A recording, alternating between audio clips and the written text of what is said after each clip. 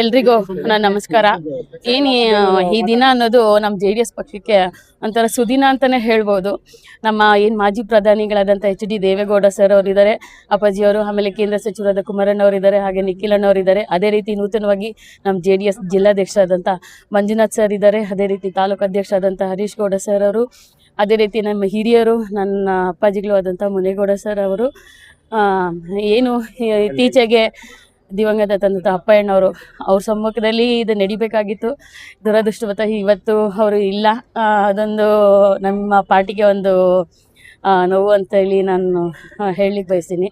ಅದೇ ರೀತಿ ನಮ್ಮ ದೊಡ್ಡಬಳ್ಳಾಪುರ ಮಾನ್ಯ ಶಾಸಕರಾದಂಥ ಧೀರಜ್ ಮುಂದಾಸ್ ಸರ್ ಅವರು, ಅದೇ ರೀತಿ ನಮ್ಮ ಚಿಕ್ಕಬಳ್ಳಾಪುರ ಸಂಸದರಾದಂಥ ಸುಧಾಕರ್ ಸರ್ ಅವರು, ಅವ್ರ ತಾಲೂಕು ಅಧ್ಯಕ್ಷರಾದಂಥ ಮುದ್ದಪ್ಪಣ್ಣನವರು, ಹಾಗೂ ನನ್ನ ನಗರಸಭಾ ಎಲ್ಲ ಸದಸ್ಯರು, ಅದೇ ರೀತಿ ಹಿರಿಯರು, ಮತ್ತೊಬ್ಬರು ನಮ್ಮ ತಂದೆ ಸಮಾನರಾದಂಥ ಪ್ರಭು ಸರ್ ಅವರು, ಆಮೇಲೆ ನಮ್ಮ ಸ್ಟ್ಯಾಂಡಿಂಗ್ ಕಮಿಟಿ ಸಾಯಿ ಸಮಿತಿ ಅಧ್ಯಕ್ಷರಾದಂಥ ರವಿ ಸರ್ ಅವರು, ಆಮೇಲೆ ಉಪಾಧ್ಯಕ್ಷರಾದಂಥ ಮಲ್ಲೇಶ್ ಅಣ್ಣವರು, ನನ್ನ ಪಾರ್ಟಿಯ ಆದಿಲಕ್ಷ್ಮಿ, ಫರಾನಾ, ತಾಜು, NDA ಎಲ್ಲ ಸದಸ್ಯರುಗಳು ನನಗೆ ಒಮ್ಮತದಿಂದ ಎಲ್ಲರೂ ಸಹಕರಿಸಿ ಇವತ್ತು ನನ್ನನ್ನು ಗೆಲ್ಲಿಸಿದ್ದಾರೆ.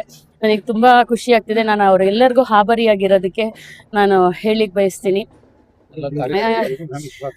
ಮುಂದಿನ ದಿನಗಳಲ್ಲಿ ನಾನು ಎಲ್ಲಾನು ವಿಶ್ವಾಸಕ್ಕೆ ತಗೊಂಡು ಎಲ್ಲರ ಜೊತೆನೂ ಒಗ್ಗೂಡಿ ನಾನು ಏನಿರುತ್ತೋ ಆ ಕೆಲಸಗಳನ್ನ ಮಾಡೋದಕ್ಕೆ ನಾನು ಬಯಸ್ತೀನಿ. ನನ್ನ ಅವಧಿನಲ್ಲಿ ಎಷ್ಟಿದೆಯೋ, ನನ್ನ ಕೈಲಿ ಏನಾಗುತ್ತೋ ಎಲ್ಲರ ಸಮ್ಮುಖದಲ್ಲಿ ಅವರ ಸಲಹೆಗಳನ್ನೆಲ್ಲ ತೆಗೆದುಕೊಂಡು ನಾನು ಕೆಲಸ ಮಾಡ್ಲಿಕ್ಕೆ ಬಯಸ್ತೀನಿ.